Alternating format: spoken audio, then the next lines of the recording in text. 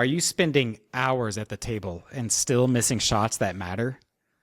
The problem isn't how much you're practicing, it's how you're practicing.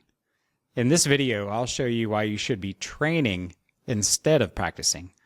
I'll show you some examples of effective training versus wasted effort, and help you get started building real skills without spending more time at the table.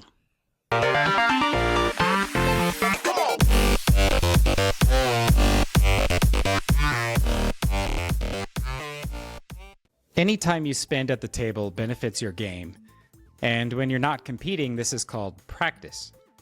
Now, if you're just hitting balls around or playing games with friends, that can be good at maintaining your skills, but you're really not going to improve much if you're not addressing your weaknesses. To get the most out of your practice time, sports psychology research proves it is far better to set goals and focus on specific skills to work on one at a time. This type of practice is called training, and by using planned drills and measurable goals, you can isolate your weaknesses and turn them into strengths. Training works because it focuses your efforts on deliberate movement, building muscle memory, and grooving neural pathways that make your movements more precise and automatic over time. It allows you to objectively assess your game, how often you actually make shots, or how precise your cue ball positioning really is, so you can identify areas that you need to work on. By setting clear goals and achieving them, you create tangible evidence of progress, which builds your confidence and motivates further improvement. Training also forces you to concentrate so you can stay sharp even if you're not competing. Let's look at some examples of what is training and what is not training. Training, working on one aspect of your fundamentals with feedback. The feedback part is crucial and could be something simple like taking note of how your tip finished, or something more advanced like video analysis or instructor feedback. Not training, working on your fundamentals without feedback, such as just shooting random shots and occasionally thinking about your stance or your stroke. It might feel productive, but you're likely repeating the same mistakes, reinforcing bad habits instead of building new ones. There's no clear indication that what you're working on is getting better.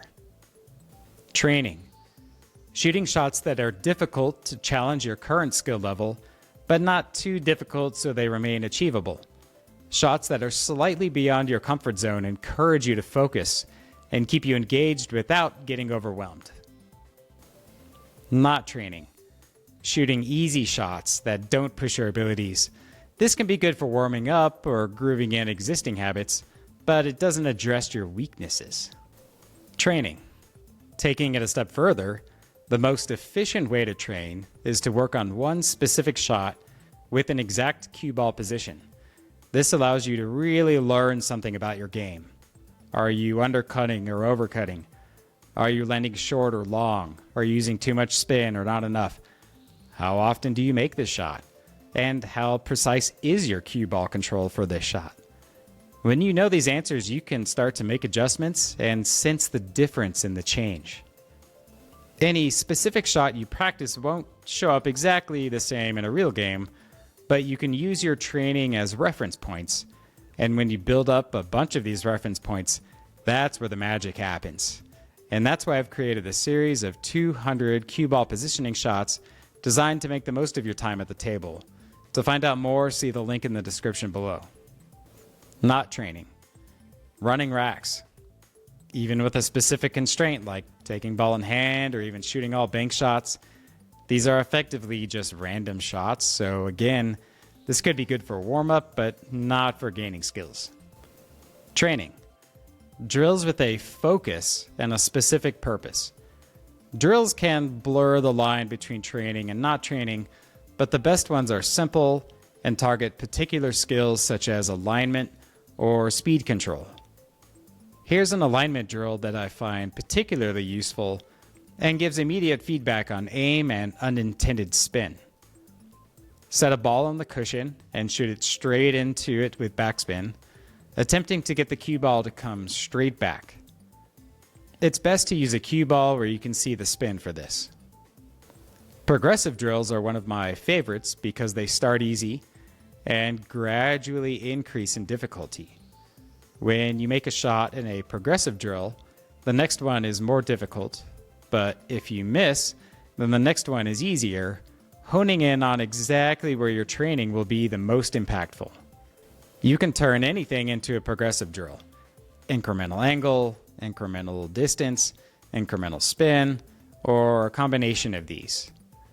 And just like with shooting a specific shot, the point of a drill is to actually learn something about your game so you can make adjustments. Not training. Drills without a focus, such as shooting a random placement of balls, or even something contrived like the L drill.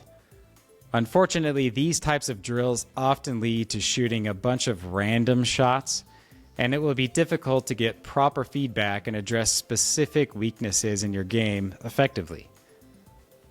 Not to say these drills aren't useful, they're still better than just running racks, but they aren't the most efficient way to get better.